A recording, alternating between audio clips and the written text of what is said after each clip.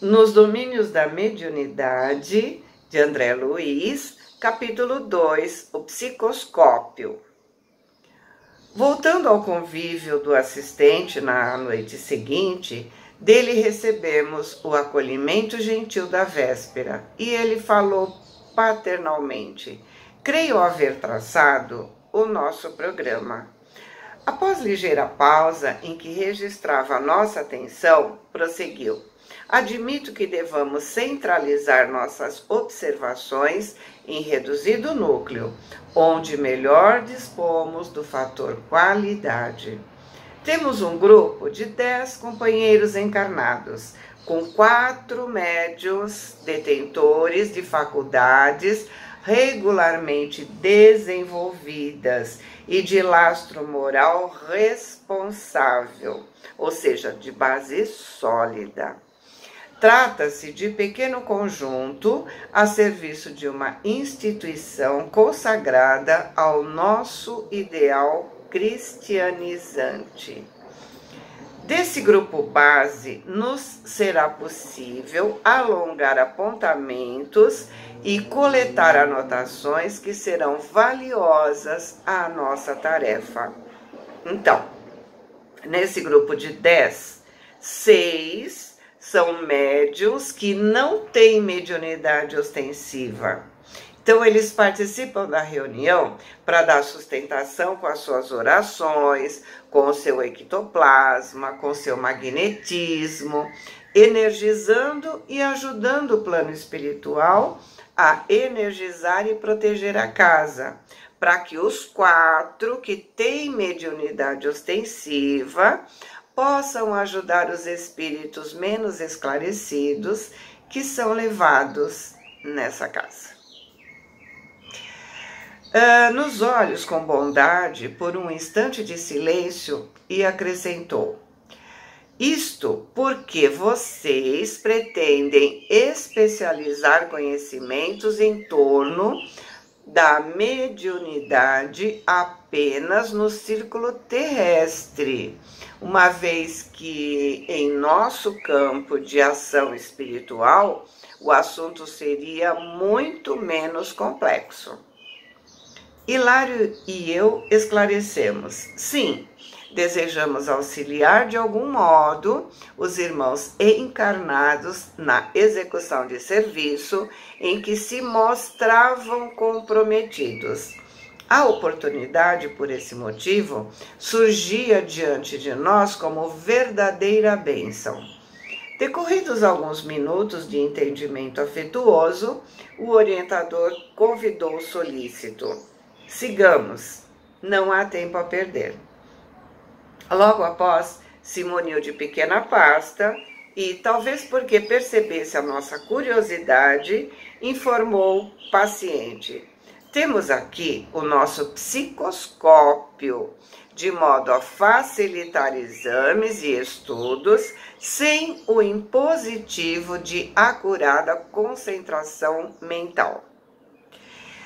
Tomei o enigmático volume, chamando a mim o agradável serviço de transportá-lo, notando então que na terra o minúsculo objeto não pesaria senão alguns gramas. Torturado tanto quanto eu pela curiosidade, Hilário perguntou sem preâmbulos: psicoscópio? Que novo engenho vem a ser esse? E com um leve sorriso, Aulus esclareceu: é um aparelho a que intuitivamente se referiu ilustre estudioso da fenomenologia espírita em fins do século passado.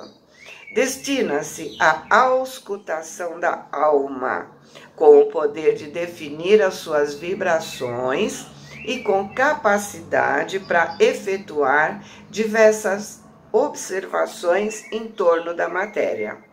Esperamos que mais tarde ele esteja entre os homens. Funciona à base de eletricidade e magnetismo, utilizando-se de elementos radiantes, análogos na essência aos raios gama. é constituído por óculos de estudo, com recursos disponíveis para a microfotografia. Ou seja, é um aparelho para facilitar a visualização do lugar e das pessoas com as quais eles estão lidando, encarnados e desencarnados, e a energia do local. E enquanto nos dirigíamos à cidade terrestre, em que nos cabia operar, o mentor continuava explicando. Em nosso esforço de supervisão, podemos classificar sem dificuldade as perspectivas desse ou daquele agrupamento de serviços psíquicos que aparecem no mundo. Analisando a psicoscopia de uma personalidade ou de uma equipe de trabalhadores, é possível anotar as suas possibilidades e categorizar a sua situação. Segundo as radiações que projetam, planejamos a obra que podem realizar no tempo. Ou seja, eles, conforme as energias, né, que são projetadas desses trabalhadores, eles sabem qual é a energia dos trabalhos da casa, sabe o esforço de cada um, o esforço do conjunto, podendo assim planejar os trabalhos atuais e futuros. Então, se existe um crescimento do grupo, é planejado um crescimento do trabalho. Se não houver um crescimento do grupo, haverá um afastamento. Não colocar nenhum programa por estarem vendo que as energias estão estagnadas. Vamos lembrar que o tempo é muito importante. Portanto, eles não vão perder tempo com um grupo ocioso, né? Então, resumindo, se o grupo está estudando, se o grupo está crescendo, está se empenhando, eles investem nesse grupo. Se o grupo estiver trabalhando por trabalhar, né? As energias estão estagnadas, estão paradas, né? Eles vão procurar outro grupo, simples assim. Meu colega e eu não conseguíamos dominar a surpresa.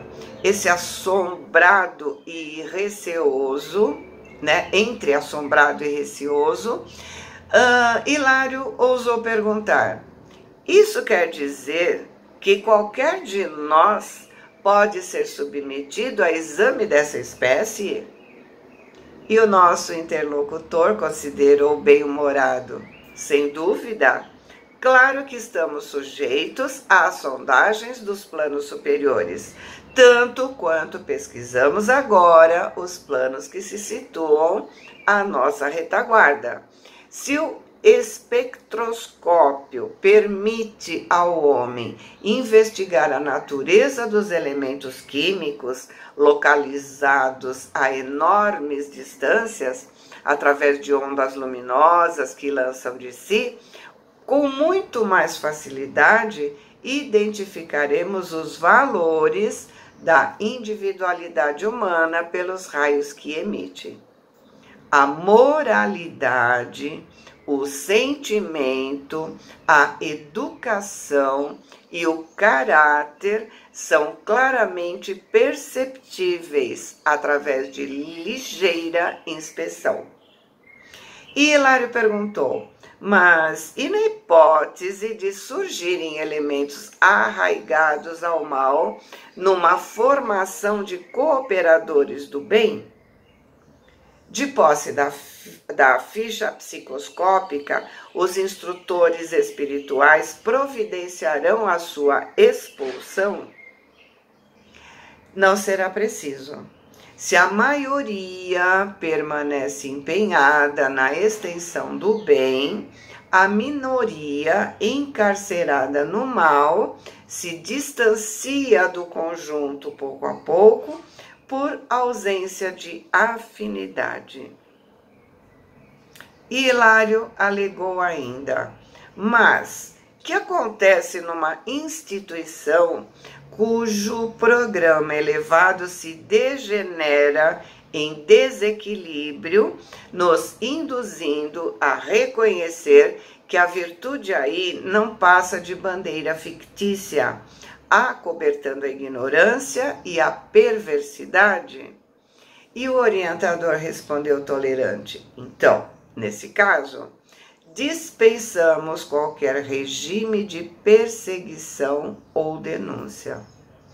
A vida se encarrega de nos colocar no lugar em que nos compete. E sorrindo, disse: os anjos ou ministros da eterna sabedoria nos entregam com segurança as forjas renovadoras do tempo e da provação.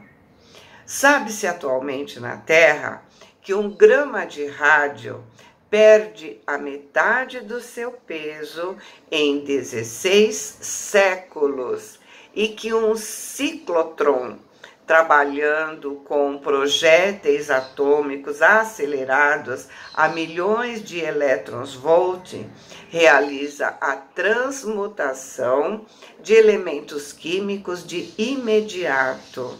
Ciclotron é o acelerador eletromagnético de alta frequência que comunica as partículas eletrizadas velocidades muito elevadas, a fim de se obterem transformações e desintegrações de átomos. Isso aqui é uma observaçãozinha, né? A evolução vagarosa dos milênios ou o choque brusco do sofrimento alteram nosso panorama mental, aprimorando os seus valores. Ou seja, no momento em que eles percebem que uma casa está se acomodando, está deixando de estudar ou está sendo influenciada por irmãos menos esclarecidos, encarnados ou desencarnados, e está diminuindo a sua vibração ou a sua linha de trabalho, eles se afastam. Porque sabem que a sabedoria divina não tem pressa, respeita o nosso tempo e qualquer hora vai acontecer a evolução daquelas pessoas. Como ele disse, um grama de rádio perde a metade do seu peso em 16 séculos, ou seja, não importa o tempo que leva. E eles vão buscar outra casa para continuar o seu trabalho. Afins atraem afins. Assim que mudamos a nossa vibração para melhor, atrairemos espíritos que vão projetar coisas melhores para nós. Assim como se estagnarmos, eles vão sentir muito, mas vão se afastar, respeitando o nosso tempo, porque sabem que uma hora vamos deixar a preguiça de lado e vamos continuar com os nossos afins no caminho da nossa evolução. Lembrando que aprendemos pelo esclarecimento. Buscai a verdade e a verdade vos libertará. Então, primeiro, ela nos liberta da ignorância e depois da dor, porque o sofrimento não será mais necessário. Essas notas arrastavam nossa divagação em outros campos. O assistente revelava brilhante cultura aliada a extremas facilidades de exposição.